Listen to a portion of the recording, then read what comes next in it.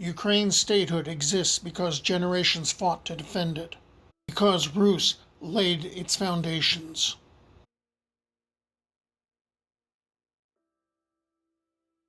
Volodymir's coin with the trezub, the dynastic emblem of Kyiv's Rurik dynasty.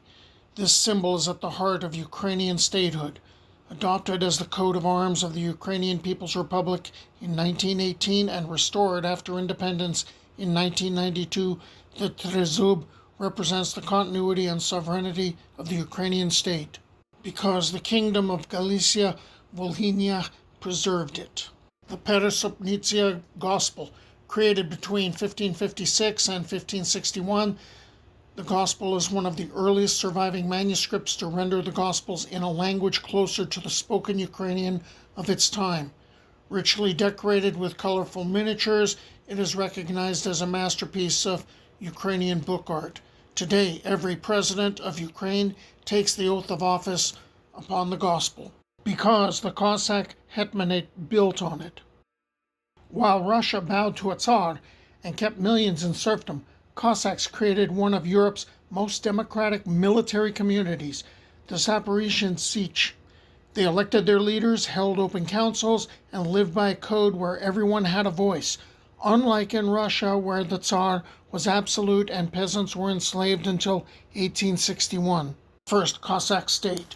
In 1648, under Hetman Bogdan Khmelnytsky, Cossacks founded the Cossack Hetmanate, a proto-Ukrainian state. It had its own army, treasury, diplomatic ties with Poland, Sweden, and even the Ottoman Empire, and a legal code. This was Ukraine's first real step towards modern statehood.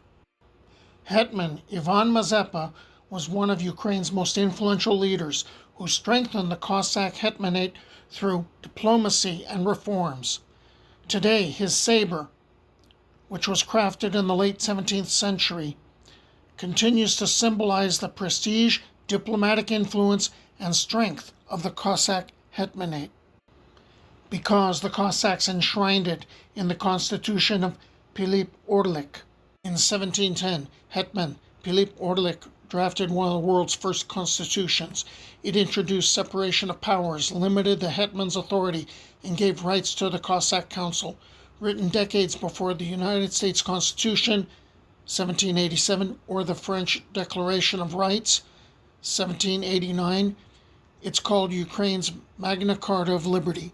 First edition of Kobzar, published in 1840, the first edition of Taras Shevchenko's Kobzar helped awaken a new sense of Ukrainian national identity. Its celebration of Ukraine's history, language, people, and culture challenged the imperial narrative of the time. Later editions were censored by the Russian Empire. These poems by Ukraine's greatest national writer, Taras Shevchenko, continued to give voice to a nation striving for freedom and were widely quoted by Ukrainians during the Revolution of Dignity in 2014 and in other protests. For centuries, Ukrainians embroidered their clothing and ceremonial cloths with distinctive regional patterns. Today, the Vyshyvanka is one of the most recognizable symbols of Ukrainian identity.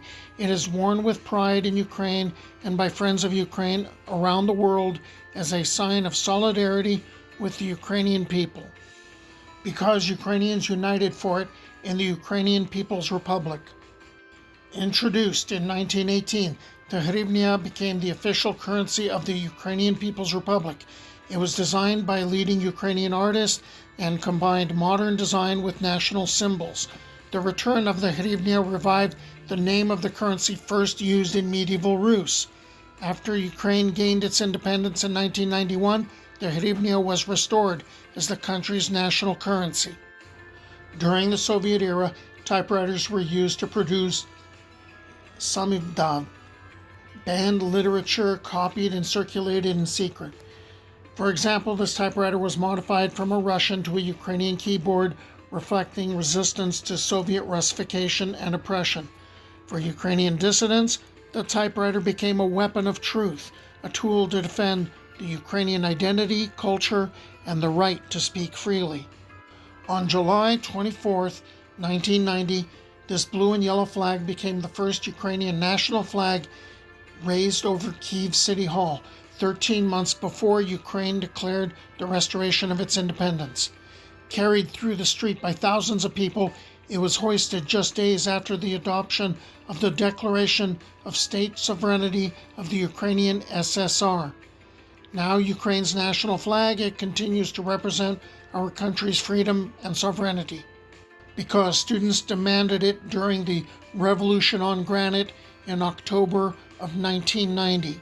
Because Ukrainians voted for it during the nationwide referendum in 1991.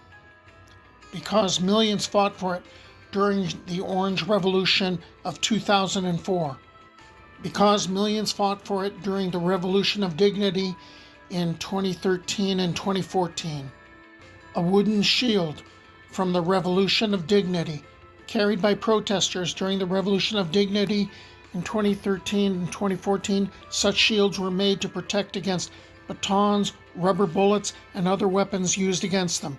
Today, they represent the courage of ordinary Ukrainians who stood up for democracy, human rights, and Ukraine's European future. Because our defenders fight for Ukraine today. Ukraine celebrates its Day of Statehood today, July 15th, for the 5th time under Russian fire.